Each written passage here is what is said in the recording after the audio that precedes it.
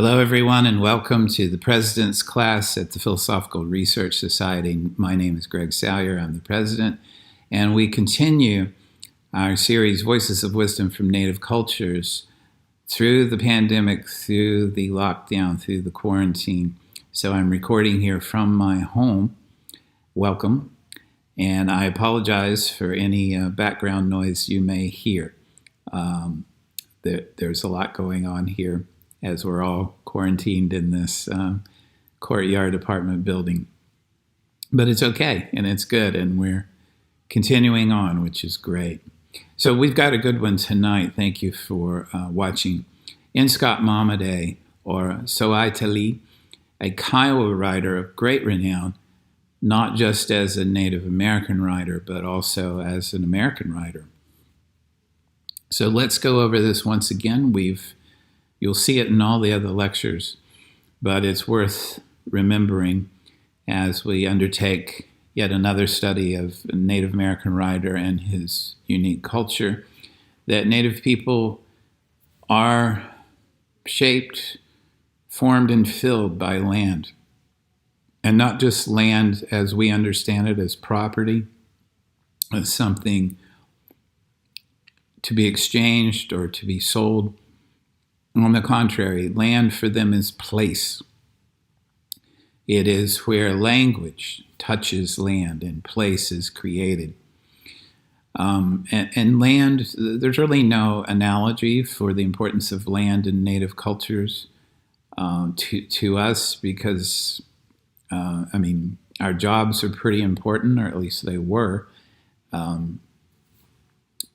Our political affiliation may seem important. These are very pale and inappropriate comparisons for what land is to Native people. It's one of the categories, one of the concepts it's really hard for us to understand, how land can shape your identity.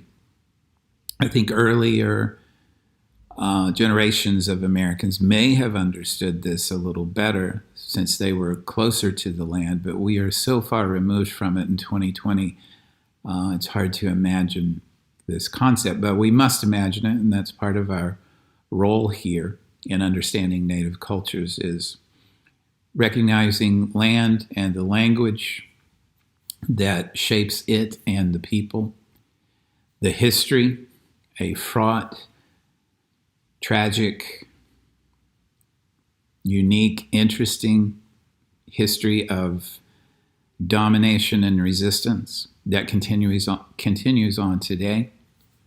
We're going to try to avoid universalizing anything here. I think that's a terrible word, and it's got us into all kinds of trouble when we try to make something universal. I always like to quote Sherman Alexie, who says, when a white person says my work is universal, it just means he understands it. What we want to do here is focus on the ethnic sources of this wisdom before we even think about applying it to ourselves, and applying it to ourselves with great caution and respect and soberness and measurement. Because if we don't do that, we'll be guilty of appropriation, of taking yet again from these cultures that have lost so much, or had so much taken from them, I should say. They continue their ceremonies, their stories, their lives as an act of resistance, but also as an act of celebration. And so for us to just lift this wisdom out of its context and apply it to ourselves would be wrong, would be continuing the colonial project. So what we want to do is tread very carefully and see what we can see, and more appropriately, hear what we can hear. Because these voices are speaking. They are speaking in all kinds of mediums, but especially in literature and in books. And what I consider this series to be is an act of listening. How do we hear these voices? Where do they come from? What shapes these voices? What history has informed them? And only then And after a number of other caveats and qualifications, do we begin to see how we can apply this wisdom for ourselves and in concert with Native people to life as a human being. All right, so tonight's writer is Scott Momaday, and he is Kiowa. There's a photo from a recent tribal gathering, maybe a powwow. This is their name. I apologize, I will probably not get this right. Kayakome Ba'a Haide, which means beautiful people. I love this, how wonderful. And not uncommon for Native names of the people to mean the people. The Dene in the Navajo means the people. And that's what they will go by. Although there are colonial constructs like Native American and Indian that have to be used because colonialism created those concepts. And so sometimes we need to refer to those concepts. Vine Deloria did it, as you saw. He had no problem talking about Indians. I typically use the term Native American, as do others, but just know that these are the people. When they get to where they are, they want to call themselves Kiowa or Dene or Pueblo or whatever. This is a tribe that had the dog soldiers. Actually, I think other tribes may have had this too, but this was a unique and specific organization to the Kiowa. The dog soldiers were an elite military organization. Last line of defense for the people, greatly respected within the tribe. They were warriors in the highest and best sense. They had a particular sash that trailed the ground, and each member carried a sacred arrow. And going into battle, the dog soldier would impale the sash to the ground and stand that ground to the death. And they had a song that only dog soldiers could sing, and sing it only in the face of death. Very respected, very powerful members of this tribe, this nation. The Kiowa were one of the tribes that belonged to the horse culture of the plains. And this is an interesting story in itself. Vine Deloria argues that the horses were always there. The prevailing opinion is that the Spanish left their horses after their initial invasion in the 16th century, and then they left for a long time before they came back. And these horses were adopted and adapted by these plains cultures, especially among them the Kiowa. And this is Vine Deloria talking about what that change must have meant to the Kiowa people. He writes, "It must have been the realization of an ancient dream to be elevated, to be severed from the earth, to be cut free. What a sense of life that must have been, different from anything they'd ever known. With the horse, their ancient nomadism was realized to the fullest extent, and they had conquered their oldest enemy, which was distance. Before the horse," Momaday continues, "life must have been hard. A person would have to give virtually every hour of his waking time to solving the simple problem of survival. But with the horse, a hunter could acquire enough food in one day to last him months. He was suddenly given a margin of freedom that he could never have imagined. And so what he did with it, of course, was to celebrate it in terms of the warrior ideal. Now I have leisure, I can go and hunt, and I can visit my enemies and count coup. I can be brave and I can attain glory." They are also a Sundance people, so they celebrated the Great Plains ceremony of the Sundance, and they are also a peyote nation, meaning they use peyote in their rituals, not just through the Native American Church, which was formed in 1911, but well before that.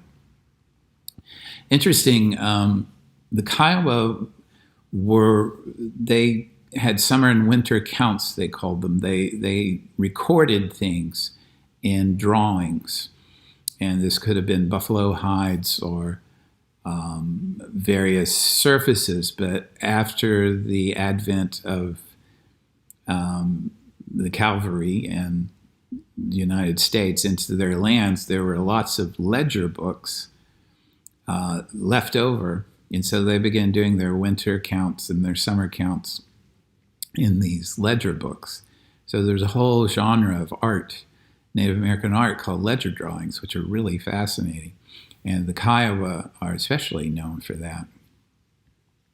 There's an amazing story of the Kiowa trickster Sanade meeting smallpox, and this is painfully relevant now. He's a trickster hero of the Kiowa. He meets smallpox, who appears to him in the form of a man, and he realizes that smallpox will be certain death for the Kiowa people. And so they have this discussion in which Sanade convinces smallpox that the Kiowa are too few and too poor to bother with. So he says, who you really wants the Pawnee? They're enemies who live in large numbers and very close together, interestingly. Then Sanade sets up a ring of protective fire for the Kiowa after smallpox tells him that fire is the only thing he fears. Now, I would like to say that as we're experiencing this pandemic, it has made me think, and I hope it will make you think, of the major cause of death for Native people in North America, and South America for that matter, is disease, smallpox, other diseases, but especially smallpox that Native people had no immunity for.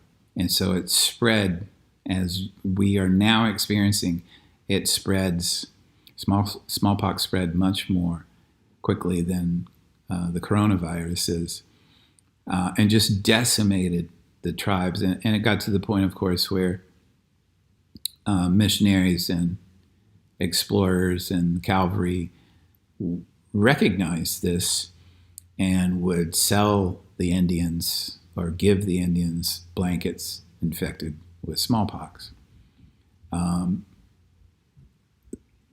White people in this land saw it as God's whatever for Native people being in their land. You know how this goes, and it may even be going now here. But an interesting story about how smallpox was averted by a Kiowa trickster. Send them to the Pawnee. So this is in Scott Momaday, born February 27th, 1934, still alive. He had a Kiowa mother, and his father was European and Cherokee, both teachers on the reservation. He hung around Navajo, Apache, and Jemez Pueblo reservations. In fact, we'll see how Jemez influenced him as a writer. BA, University of New Mexico, 1958. Master's and Ph.D. 1960 and 63 from Stanford. He did a dissertation on a particular poet. And Pulitzer Prize for Fiction, 1969. And this, you will see, is a watermark in Native history, but also literary history. The first Native person to receive a major literary prize. All right, here are his works. And you will see they are many. They are a combination of poetry, novels, and memoir. And so 1968, Housemaid of Dawn, that's what won the Pulitzer Prize for Fiction, and still his best-known work. I really like The Names, a memoir, 1976, and then The Ancient Child, 1989, the story of a child that turns into a bear. 1997, The Man Made of Words, an anthology, essays, stories, passages, etc. And then currently, his book of poetry out this year called "The Death, the Death of Sitting Bear," a great Kiowa chief. All right, so let's get into it. This is Housemaid of Dawn. Again, 1968, Pulitzer Prize for Fiction. What to say? Actually, I would not recommend this as your first foray into Native American literature if you're interested in Native American writing. I'd recommend starting actually with what we did in the series with Zekala Shah and E. Pauline Johnson, Darcy McNichol maybe, and some others. Housemaid of Dawn is a very complex, sophisticated literary rendering of a Kiowa man named Abel. And it's also so complex, so sophisticated, but achingly beautiful, just achingly beautiful. In fact, you see Momaday here as a poet primarily. Such a wonderful, profound poet. So, what is Housemaid of Dawn? What a wonderful title, right? Well, that's actually the opening prayer from the Navajo night chant, which is a winter healing ceremony that was translated into English by Washington Matthews in the late 19th century. It's a profound evocation of the sacred in a culture that is ancient, noble, and deeply informed with aesthetic and spiritual principles. This is Momaday in the preface to Housemaid of Dawn.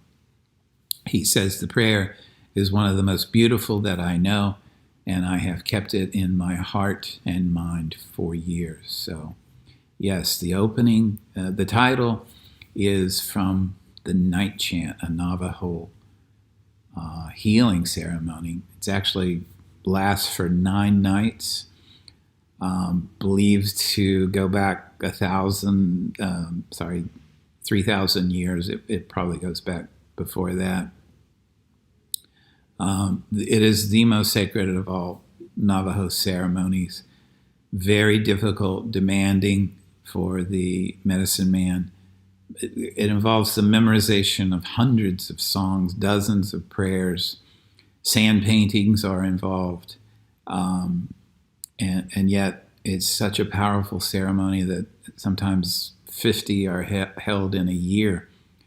In a single season, which lasts 18 to 20 weeks. This is an elaborate ritual for the Navajo. And of course, Momaday grew up around the Navajo and the Pueblo and Apache, etc. So he is, although he's Kiowa, he grew up with these rituals and these peoples. In the novel, there is a little village called Walatoa. That is Jemez Pueblo. And it is a beautiful place. If you come out of Eagle's Nest, New Mexico, and go through Route 4 through the mountains, and you come down past Jemez Pueblo. And Momaday writes this. He says, I experienced a kind of freedom at Jemez that I had not known before or since. There were no physical boundaries to speak of. My parents gave me a horse, a strawberry roan gelding that I named Pecos. And for the next several years, I rode over every part of that magical landscape on horseback. I came to know that that world as one knows the rooms of one's house. It was for me a house made of dawn, pollen, rain, and wonder. Having the curiosity, the fearlessness, and the expectation of the unexpected, qualities that belong especially to the young, I had little difficulty in entering into the rhythm of life there in Jemez. It was where my imagination took flight. You will also note that this novel has a not uncommon theme in Native American literature of the World War II veteran. and Abel is that.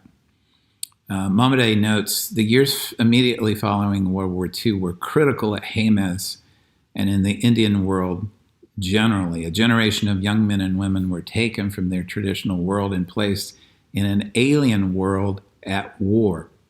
There was a profound psychic displacement for them, and many were wounded by the experience. Abel was one of these. For the first time, we see him at the very beginning of the novel.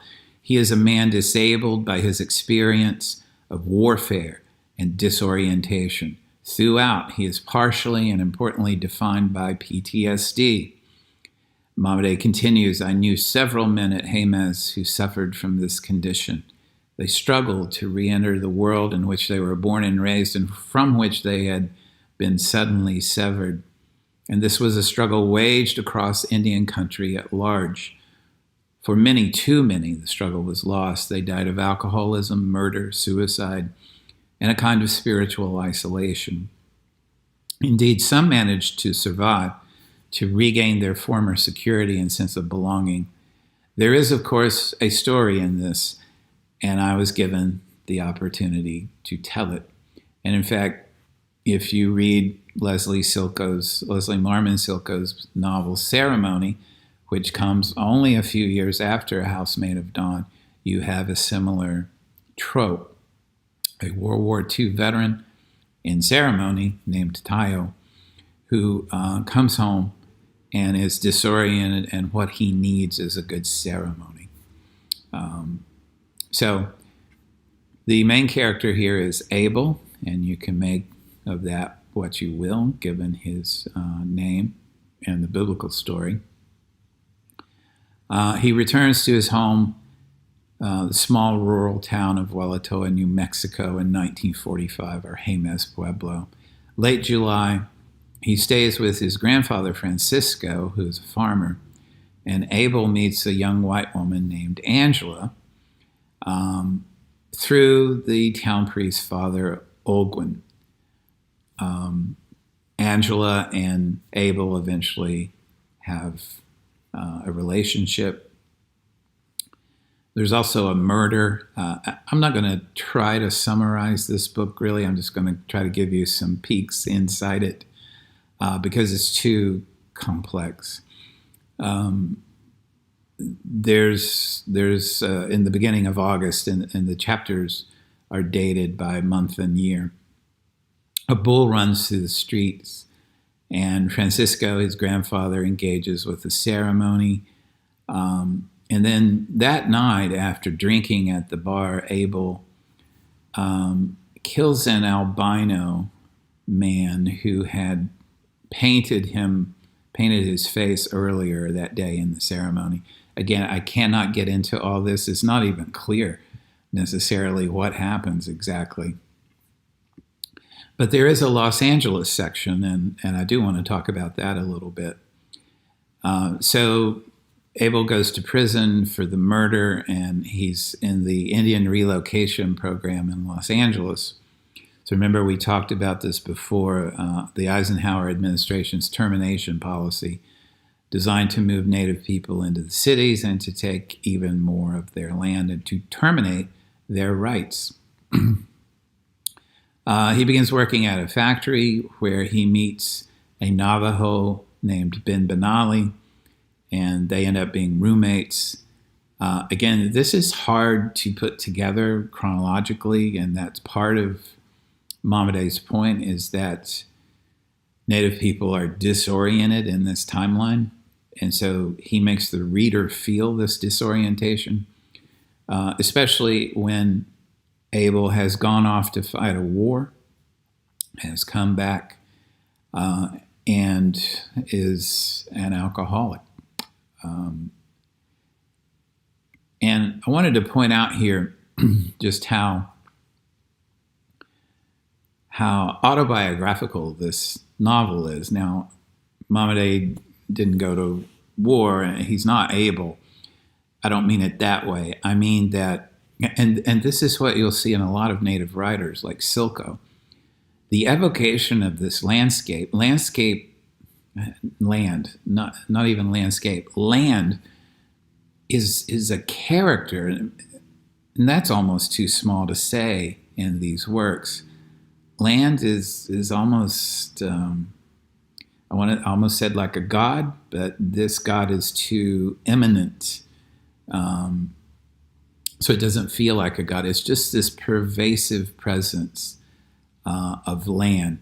And so I read you this before, right? I experienced a kind of freedom at Hamas that I had not known before or since, no physical boundaries, right?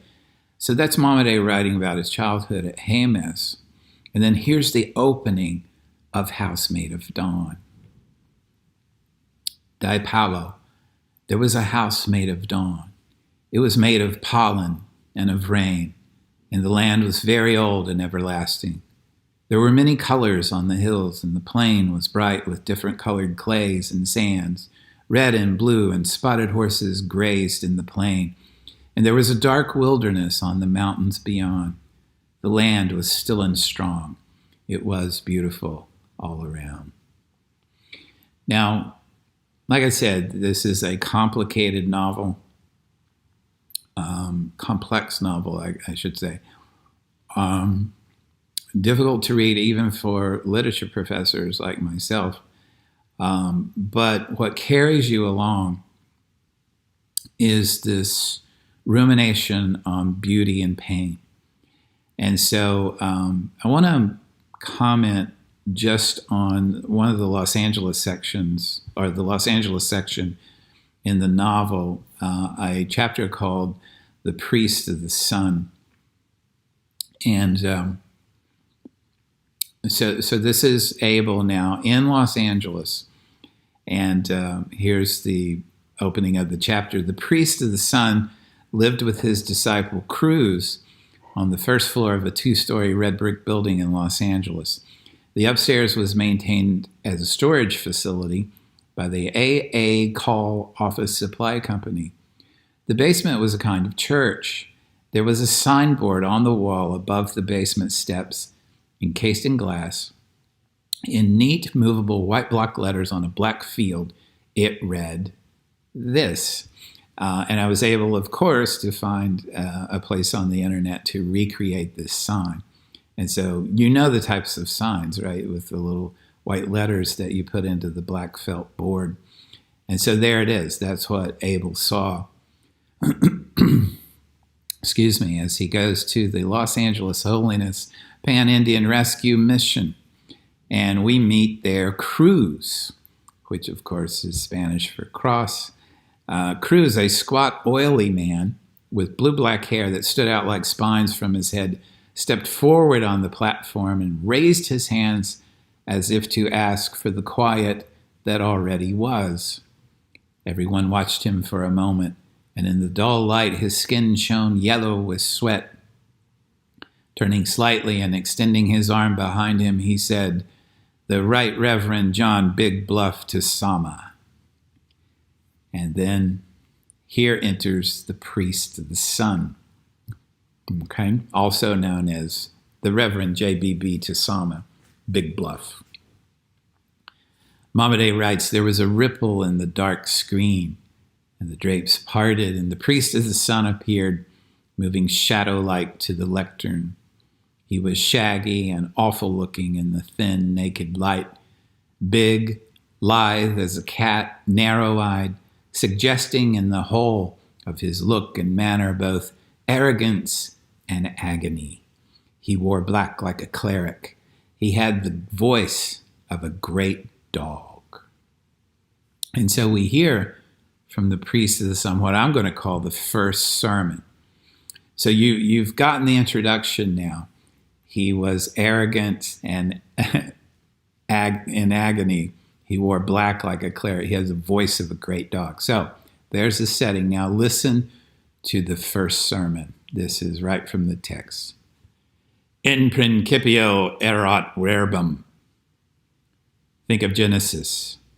Think of how it was before the world was made. There was nothing, the Bible says, and the earth was without form and void, and darkness was upon the face of the deep. It was dark, and there was nothing. There were no mountains, no trees, no rocks, No rivers, there was nothing.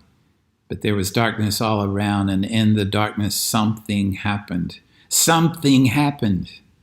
There was a single sound. Far away in the darkness, there was a single sound. Nothing made it, but it was there. And there was no one to hear it, but it was there. It was there, and there was nothing else. It rose up in the darkness, little and still, almost nothing in itself, like a single breath, a single soft breath, like the wind arising, yes, like the whisper of the wind rising slowly and going out into the early morning, but there was no wind. There was only the sound, little and soft. It was almost nothing in itself, the smallest seed of sound. But it took hold of the darkness, and there was light. It took hold of the stillness, and there was motion forever. It took hold of the silence, and there was sound. It was almost nothing in itself, a single sound, a word broken off at the darkest center of the night and let go in the awful void forever and ever. And it was almost nothing in itself. It scarcely was, but it was, and everything began. Now, that's a beautiful, poetic sermon from the priest of the sun. Now, that's his opening. Let's hear what I'm calling the second sermon. And now we meet the Big Bluff Tasama aspect of the priest of the sun. So you've heard that beautiful opening, very literate, erudite opening, and now we hear this. Thank you so much, Brother Cruz. Good evening, brothers and sisters, and welcome. Gracious me, I see lots of new faces out there tonight. Gracious me, may the Great Spirit, hey, can we knock off that talking in the back there? Be with you always. Okay? So what we have here is, I want to say the first sermon is the literate sermon. The second sermon is the oral sermon. And so we get a very chatty, a very conversational, a very dialogic John Big Bluff Tasama in the second sermon. And I'll leave it to you to read on your own, but it is a very powerful sermon where he elaborates upon the opening of the Gospel of John. In the beginning was the Word. And now he sets it in the context of Kiowa mythology. And he talks about his grandmother and a character called Talee. But the point is, in the second sermon, this. And this is the conclusion of the second sermon. Truth. John, the writer of the Gospel of John, imposed his idea of God upon the everlasting truth. In the beginning was the Word, and the Word was with God, and the Word was God. John Big Bluff Tasama has a fascinating interpretation of this, where he says John went too far. John got scared. And so he imposed his idea of God upon the everlasting truth. So in the beginning was the Word, and he should have stopped there. The Word wasn't with God, and the Word wasn't God. God is an excess. It's an imposition upon the everlasting truth of, in the beginning was the Word. He tells this wonderful story, like I said, about that his grandmother tells him about meeting Talee, a man meeting Talee in the wilderness, this great Kiowa figure, and there's nothing left to say, right? And this is so powerful because when you encounter the sacred, you don't talk. You are silent, and you take it in. And you can say, in the beginning was the Word, but if you keep talking, you diminish it. And that's the whole point of the second sermon. He imposed his idea of God upon the everlasting truth. Now, do you want some wisdom for non-native people? There it is. We impose our idea of God upon the everlasting truth. Here is Big Bluff Tasama talking about John. That cat was a preacher.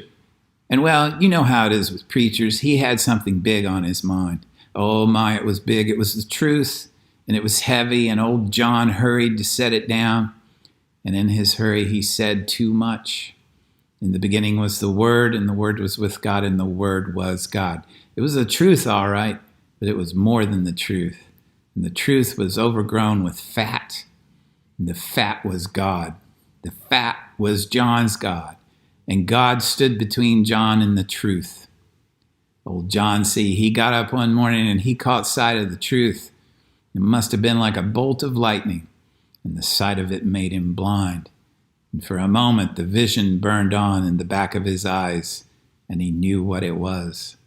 In that instant he saw something he had never seen before and would never see again. That was the instant of revelation, inspiration, truth. And old John, he must have fallen down on his knees. Man, he must have been shaking and laughing and yelling and praying all at the same time.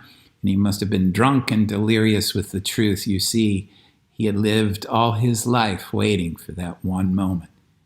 And it came. And it took him by surprise. And it was gone. Wow. Wonderful.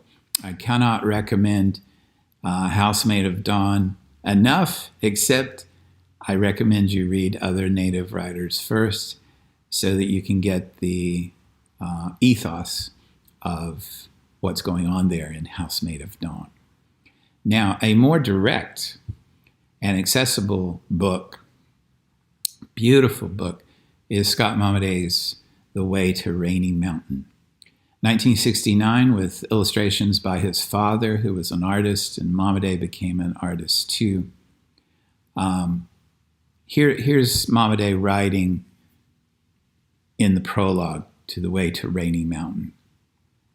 In one sense, then, The Way to Rainy Mountain is preeminently the history of an idea, man's idea of himself, and it has old and essential being in language. The verbal tradition by which it has been preserved has suffered a deterioration in time. What remains is fragmentary, mythology, legend, lore, and hearsay. And of course, the idea itself is crucial and complete as it ever was. That is the miracle. Once in his life, Momaday writes, a man ought to concentrate his mind upon the remembered earth, I believe.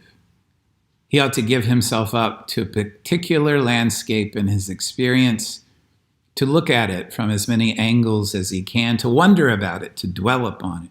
He ought to imagine that he touches it with his hands at every season and listens to the sounds that are made upon it.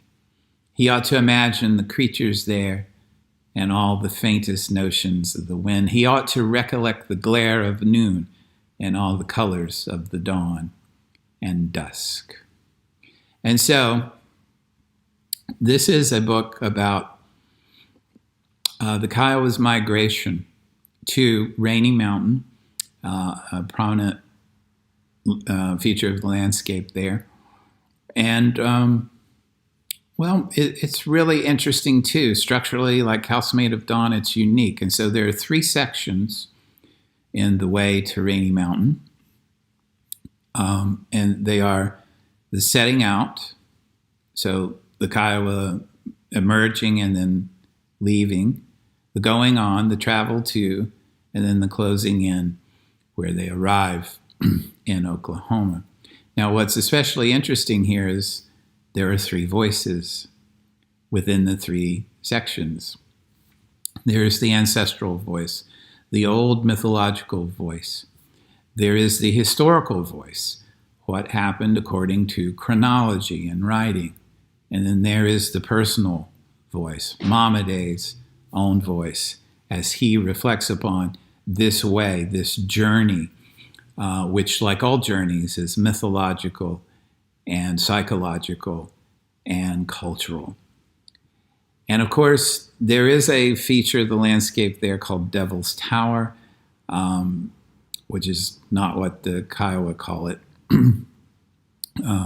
but that's what it's known by to most people. And he writes this: "A dark mist lay over the black hills, and the land was like iron.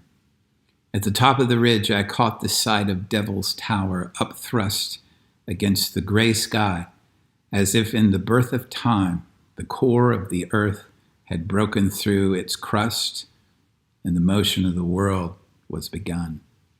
There are things in nature that engender an awful quiet in the heart of man. Devil's Tower is one of them." All right, so I want to let you quite literally hear Scott Momaday's voice here, especially in regard to this approach to Devil's Tower and what it means to him and to the Kiowa people. My Indian name, my Kiowa name is Tsoai, talee, which means rock tree boy. I got that name because when I was an infant, my parents took me to Devil's Tower, Wyoming. It's a sacred place to the Kiowas because they lived for a time in the Black Hills in the course of their migration southward. So my parents took me there and brought me back to Oklahoma. And an old man in the tribe came to visit, and he named me. And he gave me that name to commemorate my having been taken to this sacred place. And the Kiowas have a story about Devil's Tower. They say that there were some children playing in the woods, Kiowa children, 8 children, 7 sisters and their brother. And the boy was pretending to be a bear. He was chasing his sisters through the woods, and they were pretending to be frightened. They were running, and terrible thing happened. The boy actually turned into a bear. And when the girls saw that, they were truly terrified, and they ran. And as they were running, they passed the stump of a tree, a huge tree stump. The tree spoke to them and said, "If you will climb up on me, I will save you." And the little girls scampered on top of the tree stump, and it began to rise into the air. And the bear came to kill them, but they were beyond its reach. So it reared up and scored the bark all around. The girls were born into the sky, and they became the stars of the Big Dipper. And that's it. We were told nothing more of the boy. The girls, of course, achieved stardom, but the boy, we don't know what happened to him. But I am that boy. I identify with the boy because of my name. And I love that story, not only because my name is in it, but because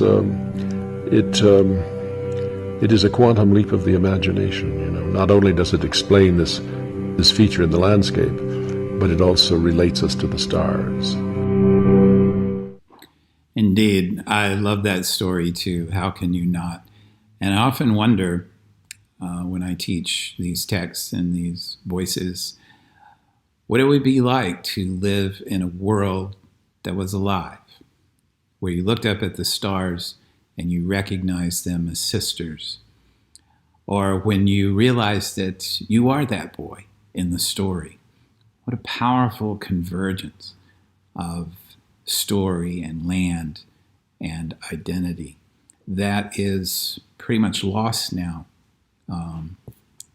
And other people have made this point. I believe it was Carolyn Merchant who noted that our imaginations of the universe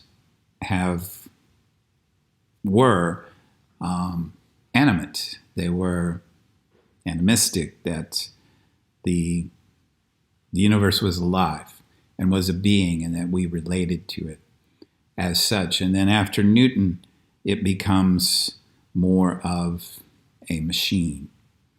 And now, I would say we see it more as a simulation. All right. So this is 1997 work, The Man Made of Words. It's a collection of various pieces of writing, but I want to focus here on one of the most powerful essays, very short essay that Momaday wrote that I think is just wonderful and you would like hearing. And there's so much depth to it. You may be thinking about this for a long time, as I have, for decades. So this is the story of the arrow maker, sometimes called the man made of words. And the story is this. This is a story that Momaday's father told him, and this is probably it's one of the most powerful stories that has affected Momaday and the way he approaches his work and his life. So he notes that if an arrow is well made, it will have tooth marks on it. That's how you know. The Kiowas for a long time have made great arrows, and they straighten them with their teeth. And they drew them to the bow to see if they were straight. And he says, once there was a man and his wife. They were alone at night in their teepee, and the man was making arrows, the arrow maker, the man made of words. After a while, he caught sight of something, and there was a small opening in the teepee where the two hides had been sewn together. Someone was there on the outside looking in. The man went on with his work, but he said to his wife, "Someone is outside. Do not be afraid. Let us talk easily, as of ordinary things." He took up an arrow and straightened it in his teeth, and as it was right for him to do, he drew it to the bow and took aim, first in this direction, then in that. He's testing the arrow, right? And all the while he was talking as if to his wife, but this is how he spoke. "I know that you are there on the outside, for I can feel your eyes upon me. If you are a Kiowa, you will understand what I am saying, and you will speak your name." But there was no answer, and the man went on in the same way, pointing the arrow all around. And at last his aim fell upon the place where his enemy stood, and he let go of the string, and the arrow went straight to the enemy's heart. Momaday makes much of this, and I think for good reason. He says it is a story that returns to itself many times because it's a story ultimately about language. He says it is a remarkable act of the mind, a realization of words and the world that is altogether simple and direct, yet nonetheless rare and profound. And it illustrates more clearly than anything else in my own experience, at least, something of the essential character of the imagination, and in particular that of personification, which in this instance emerges from it, the man made of words. His enemy exists, and he has gained an advantage on him primarily through his use of language. And I think that is Scott Momaday. I think that is Native American literature written broadly in its relation to colonialism. Is if you are a Kiowa, you will understand what I am saying, and you will speak your name. If not, then I have you in my sights, and you are at a disadvantage. Wonderful. So, I want to share with you now this documentary trailer about N. Scott Momaday.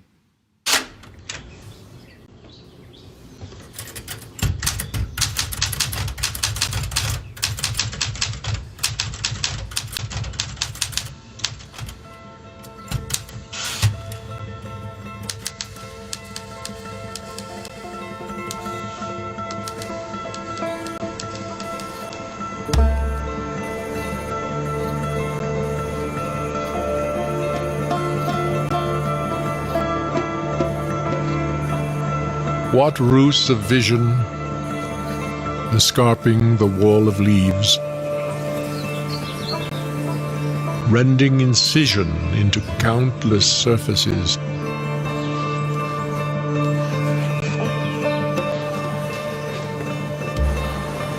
would cull and color his somnolence, whose old age has outworn valor. all but the fact of courage.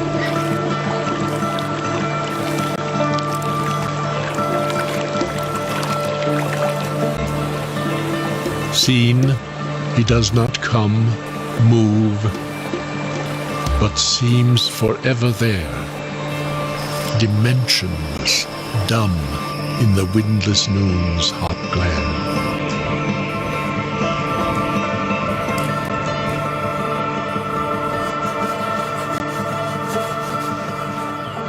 More scarred than others, these years since the trap maimed him, pain slants his withers, drawing up the crooked limb. Then he is gone, whole,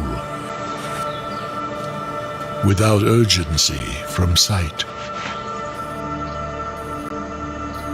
As buzzards control imperceptibly their flight.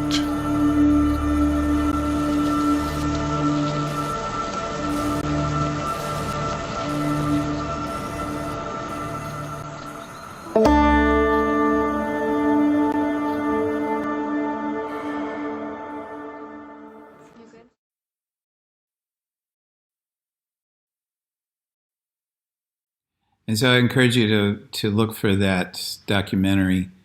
I'm not sure it's out yet, but it should be out soon. I mean, you saw the trailer. What is the wisdom of Scott Momaday that we can learn and apply today? Well, obviously this is going to be land. And again, we have lost that connection. I have lost that connection. I grew up hiking the Appalachian Trail and the Appalachian Mountains, and I have spent a good part of my adult life camping and hiking. That is not the same thing. It is close, but it is not the same thing. And even now, I live in a city and my connection to the land is broken. And yet it's there. It's there, and it is the source of our place. First of all, our place. And I've said this before at PRS, and I will say it again.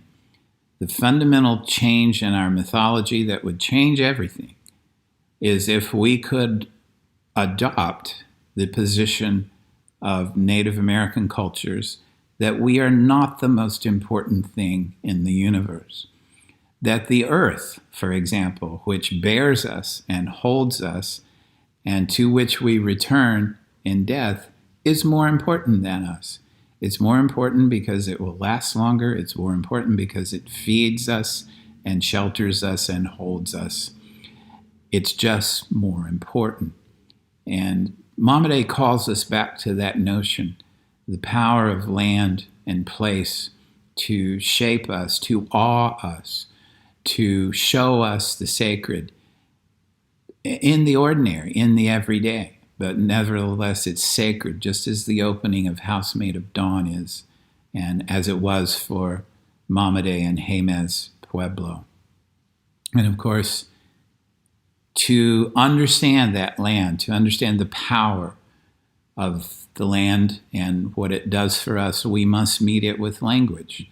And of course, that takes place. That takes place. This is a line from Momaday where he comments and ruminates upon that phrase, takes place. I don't know that we have a place anymore, most of us, because of our loss of connection to land. And we can reapproach it, I suppose, through language, but mainly we must reapproach it through our imagination. And if there's one thing that Momaday has given us to contemplate, there's more than one, of course, but I think the most significant one is the use of the imagination. We are what we imagine ourselves to be. And what a breath of fresh air. What a wonderful, wise saying. We are what we imagine ourselves to be. What freedom in that word, in that concept, that we are not dictated by biology. We are not dictated by politics. We are not dictated by ancestry. We are what we imagine ourselves to be. And Scott Momaday is one of the most prolific explorers of the imagination. What a gift he's given us to remind us of the power of imagination, especially in relation to land and language. Frankly, I think this doesn't get a lot of attention, but I think it should for Scott Momaday, and that is the reverential tone he takes toward beauty in landscape, in relation, in the imagination. He is a poet of beauty. And I don't mean simply that he writes beautiful poetry. I mean that beauty inspires and shapes his poetry and his prose. He is a worshiper of beauty. And I think he says this in various ways in his work, that this is what's true. And we know this from John Keats: beauty is truth, truth is beauty, that is all I know and all I need to know. But we forget that. Momaday has never forgotten it, that the truth is experiential. And this is the whole point of the two sermons of the Priest of the Sun and John Big Bluff to Sama, is that we don't stop. We create an excess of the truth by calling it God or whatever. Truth is experience. It is experience. And anytime we add on to that, we are detracting from the truth. And I would add, too, that, again, you don't see this a lot in Momaday's, people writing about Momaday, literary critics writing about him, but I think it's there. He doesn't say it really outright, and I think it's all the more powerful because he doesn't. And that is this notion of goodness. It is amazing to me when we study the great teachers of wisdom that what they always tell us is, in one way or another, is that the universe, despite all appearances, despite chaos and collision and coronaviruses, the universe is benevolent. And if we're going to apply something from native cultures, some wisdom from native cultures, and some wisdom from N. Scott Momaday, here's something, is that there is a goodness to the earth. There is a goodness, truth, and beauty to the earth. And you may recognize those three ultimate forms of Plato. So I think Plato understood this in his own way. Beauty, truth, and goodness are the three ultimate forms. I think Momaday understands it in a very different way, but still it's there. Beauty, truth, and goodness in this work of N. Scott Momaday. What a great treasure. What a wonderful writer of any ethnicity, but what a powerful Kiowa Native American writer who gave birth to, according to literary criticism, the Native American Renaissance in literature. And we can argue about whether or not it was a Renaissance, but there can be no doubt that from 1968 on, after the publication of Housemaid of Dawn, Native American voices began to be heard, in literature especially, more and more. There is Leslie Marmon Silko after this. There is James Welch. And then eventually there is Sherman Alexie. There is Thomas King. There's so many. Louise Erdrich, whom we're going to talk about next week.